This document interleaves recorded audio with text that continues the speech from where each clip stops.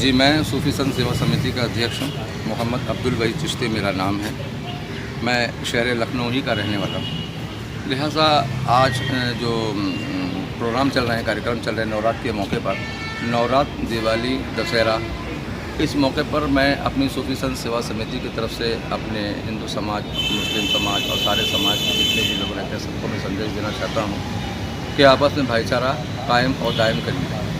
सबसे बड़ी बात है कि हम लोग इस्लाम के मानने वाले हैं और इस्लाम के मानने वालों का ये कहना होना चाहिए कि आपस में भाईचारा, एक दूसरे को अपना सगा भाई माने, एक दूसरे को अपने साथ में लेके चले, इंसानियत के नाते पर चले और किसी भी तरह का कोई विवादित बयान या किसी भी तरह की विवादित ऐसा मामला नहीं होना चाहिए। जैसे आज कानपुर में जिस तरीके से आई लव मोहम्मद प्रॉफिट सल्लल्लाहु अलैहि वसल्लम उस पर जो मामला चल रहा है, तो देखिए बैनर लगाने का सभी को हक़ है, बैनर सभी लगा सकते हैं, चाहे हिंदू समाज के हों, चाहे मुस्लिम समाज के हों, चाहे ईसाई समाज के हों, चाहे सिख समाज के।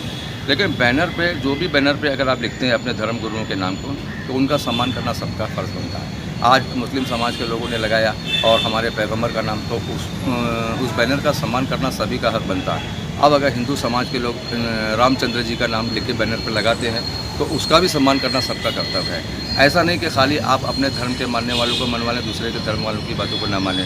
सम्मान सभी का बराबर होना चाहिए। ये देश है, ये भारत देश है, ये आज़ाद देश है, खुशहाली का देश है और इस देश में जितनी भी कौमें जो रह रही हैं उतनी सारी कौमों के अंदर बड़ा मोहब्बत का भाईचारा है।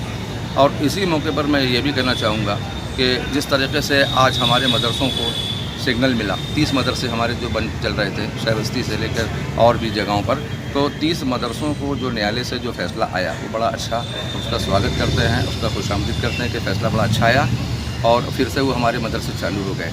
अब मदरसे बंद होने की वजह क्या थी? कुछ ना कुछ मदरसों में खामियां होंगी, सरकार ने विवेचना कराई होगी, विवेचना के दरमियान उसमें कमी बेशी निकली इस लिहाज से, क्योंकि मज़हब इस्लाम का कहना ये है कि मस्जिद बनाइए तो ख़रीद के बनाइए, मदरसा बनाइए तो ख़रीद के बनाइए। आप किसी की भी ज़मीन पर नाजायज़ कब्ज़ा करके, विवादित ज़मीनों पर कब्ज़ा करके नहीं नमाज़ पढ़ सकते। नाले में मस्जिद खड़ी कर दो और नमाज़ पढ़ो, ऐसा नहीं हो पाएगा। आप नदी के अंदर नमाज़ पढ़ो, ऐसा नहीं हो पाएगा। लेकिन मुसलमानों को चाहिए कि जो भी काम करे रीति रिवाजी के हिसाब से करे और हिंदू समाज के लोगों को साथ में, मुस्लिम समाज को लोग साथ में लेके, सबको साथ में लेके चले, ये होना चाहिए। और ख़ास करके जो आज ज्ञानवापी मस्जिद, जैसे ज्ञानवापी मस्जिद है, वहाँ पर 2 मस्जिदें हैं। हज़रत औरंगज़ेब रहमतुल्लाह अलैह ने एक मस्जिद वहाँ पे तामीर कराई थी झरारा के अंदर, जिसमें पंडित दीनदयाल की बेटी शकुंतला का फ़ैसला किया था और उन्होंने वहाँ के जो कोतवाल जो था उस वक़्त वहाँ पे इब्राहिम नाम का, उसको उन्होंने सज़ा दी थी और बहुत ज़बरदस्त सज़ा दी थी। ये मामला हुआ था, तो वहाँ पर जो है पंडित दीनदयाल जी ने हज़रत औरंगज़ेब जी के नाम से जो है वहाँ पे एक मस्जिद कायम करा दी। तो उस मस्जिद का तो कोई झगड़ा ही नहीं है, ना वहाँ पे हिंदू समाज के लोग वहाँ पर अड़ रहे हैं या कोई ऐसा कोई बात कर रहे हैं कि भाई ये भी मस्जिद छोड़ो, कोई मस्जिद छोड़ो।